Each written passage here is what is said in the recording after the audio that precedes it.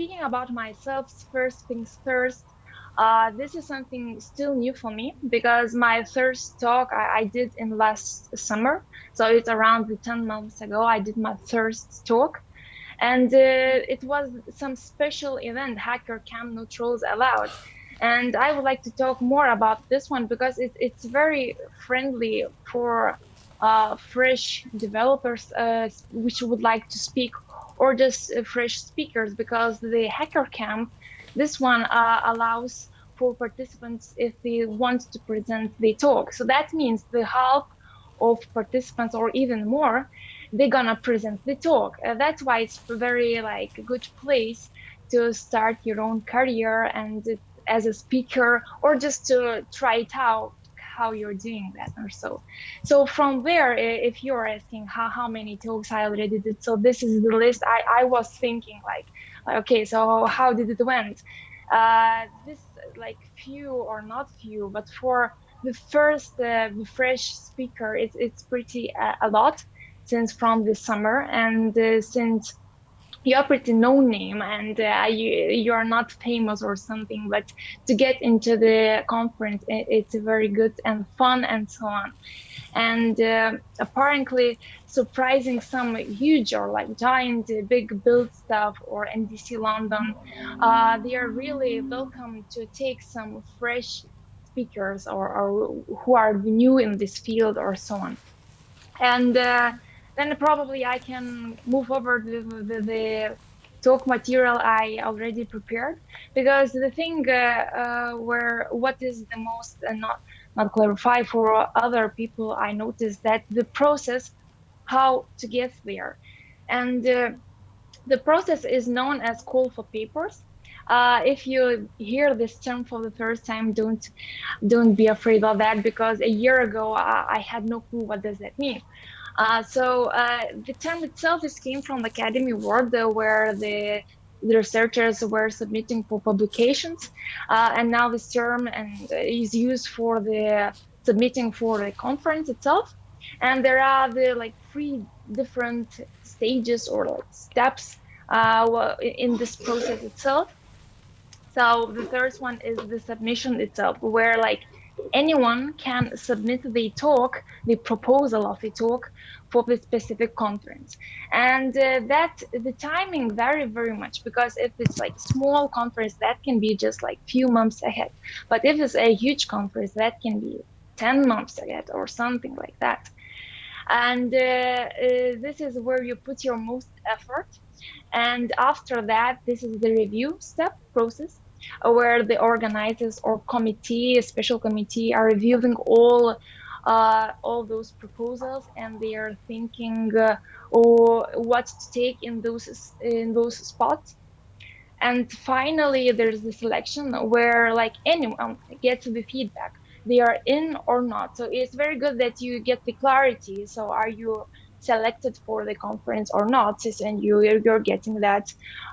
It depends as well, but 1 or like 4 months ahead the conference.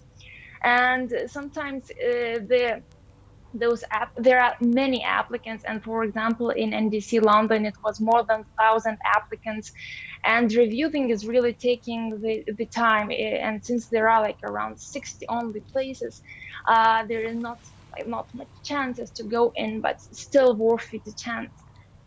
Going further in these like process, there in these steps, probably only the submission part really depends on you, if you're submitting and if you want to speak there.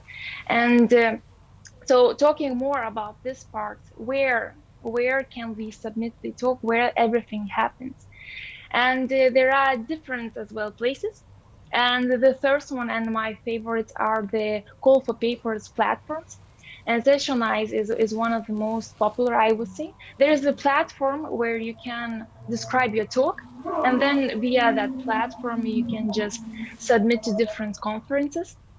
And there are many conferences in Sessionize, many conferences using that. But some conferences using still other places, as like Google Forms, simple, or they're creating their specific conferences forms. And if we're talking about meetups, I would say if you have the contact of the organizers, that can be as well just informal message with your idea, what do you want to present or something, and what do they think about that. Other thing, what exactly it should be submitted there. As well, in every different conference that can vary, but main topics are about your talk, about yourself, and some other details. And talking about the talk itself, you need to provide, of course, description. What do you want to present there? Then the format, is it maybe a workshop, or is it how long the session should take? Then as well, the level, is it medium or just for beginners? Then the language, tags, and target audience as well. Is it developers or maybe for business people in IT field or something? Then as well, important information for yourself, about yourself, to provide as well. Despite the main target is your talk, but who is presenting that is as well very important. And you need to give your biography. Then if you have, you can provide the links to previous presentations, and as well, of course, social media links. And that depends on the different conferences, but in majority, you as well need to provide some details as traveling expenses. Maybe sometimes conferences covering that as well. So you need to say, do you need that? Do you need to have the flight tickets covered or something like that? And as well, if there are like few days conferences, you need to provide the availability. Are you available for all days there? And imagine you submitted your talk and you are selected. And what happens then? Of course, the first step, pretty personal, how you are handling that, but it's a very good feeling to get that knowledge there. But the other steps are pretty straightforward. You're just sending more information, more details about yourself and about your talk if that is needed. Then agreeing on traveling schedule or expenses, accommodations, the dates and times for there. And the main thing and the main job starts here, preparation. And I'm not sure how to emphasize, but you really need to put a lot of effort, many hours there, because I believe when you're speaking, you really want to spread out your ideas as you want, and you need to spend many hours for that. So you really need to dig into your material. How do you want to show that for others and so on? Because I believe that the most important that you would respect the time other people are giving for you when they are listening. So you need to use that and to provide as best as you can there. And then you're getting more confidence with your talk. You prepared, and going less with the time until the conference. Then you're dealing with the receiving tickets, the receiving final details, confirmations, and some bureaucracy sometimes. And time is getting less and less, and sometimes your confidence as well getting less and less. And here we go, we have the second round of preparations. Then you're still taking your content again, reviewing and providing the other people, getting the feedback and so on. And then finally the conference timing appears. And optional thing, but I still would recommend if you have some complex setup. For example, I were having complex setup with my sound because I had to make the programming music. So I would suggest just to test that on the stage itself, how it's working, because usually in the stage there are sound engineers which can help you a day before your talk or some hours or something. And finally, after that, you still have a third round of preparation. If something is not working as you wanted, you're still working on your talk and making the final decisions there. So this is pretty straightforward when you're looking there. And the key role is playing the preparation. And this is the tough part. And as I mentioned, many hours should go there.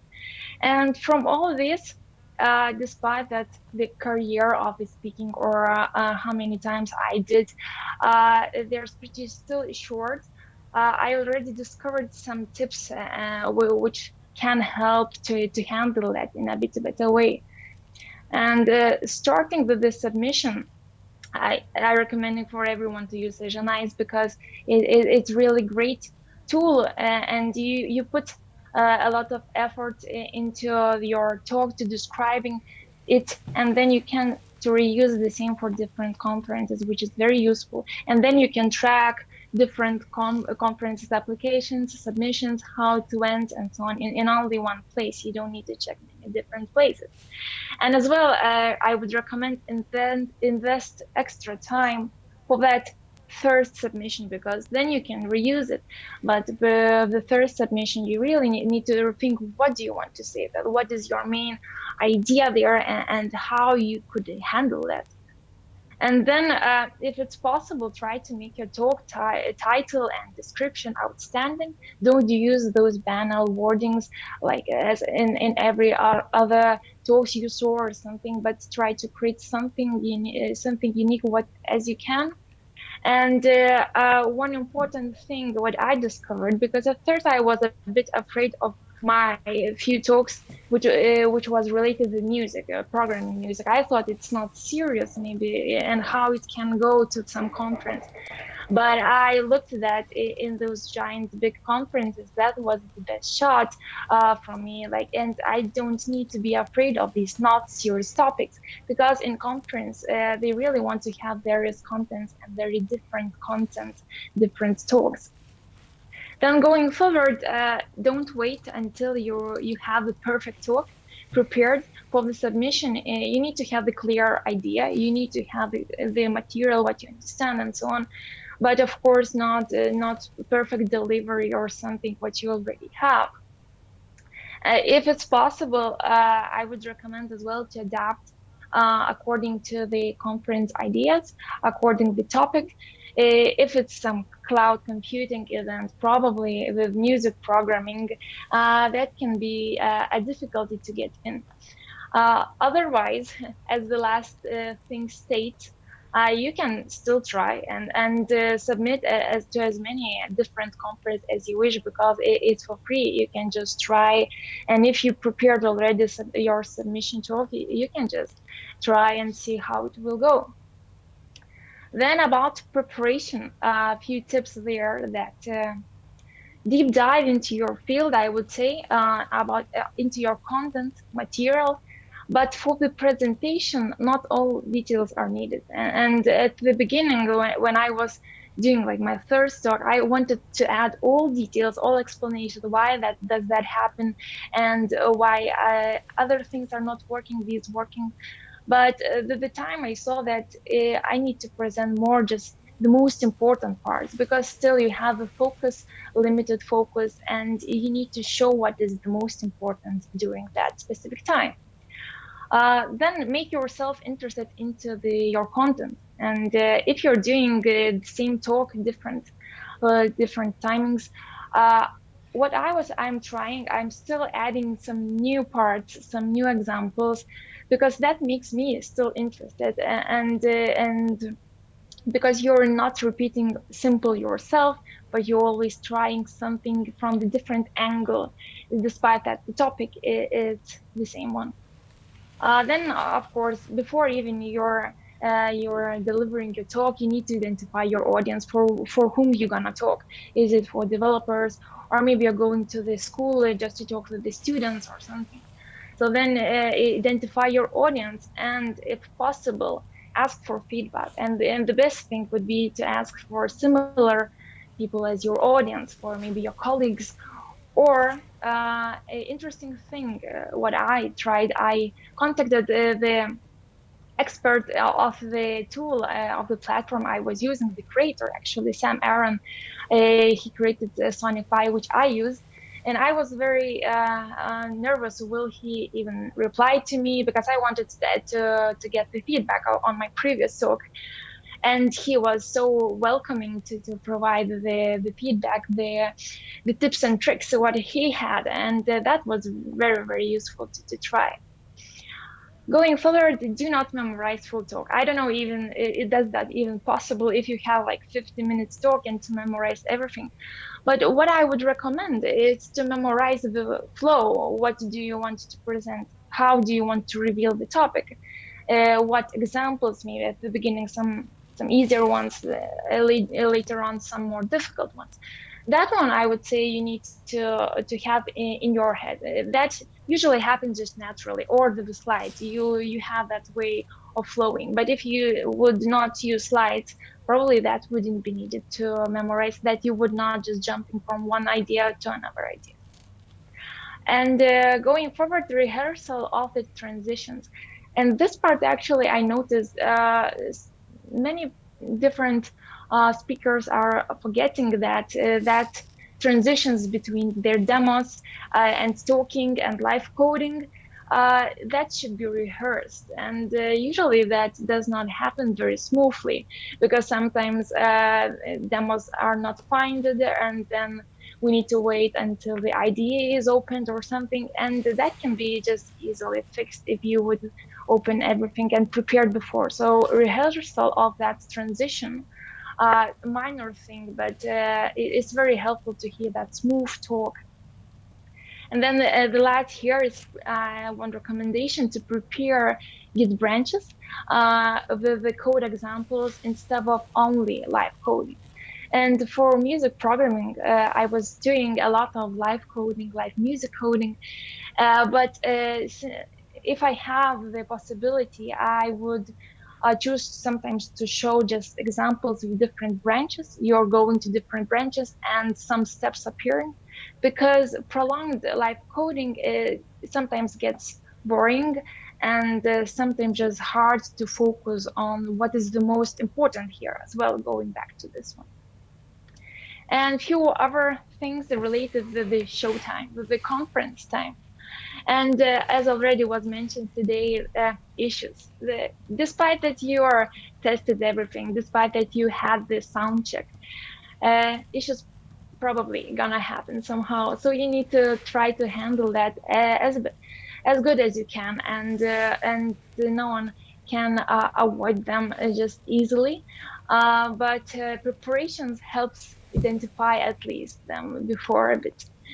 Then participate into events for speakers, and maybe this audience sometimes does not know that there are some special events for speakers, some dinners or some other as a concert where like everyone, all speakers can go together. I would definitely say do not miss this this part, because that's a lot of fun, and that is coming with another part, provide feedback for other speakers.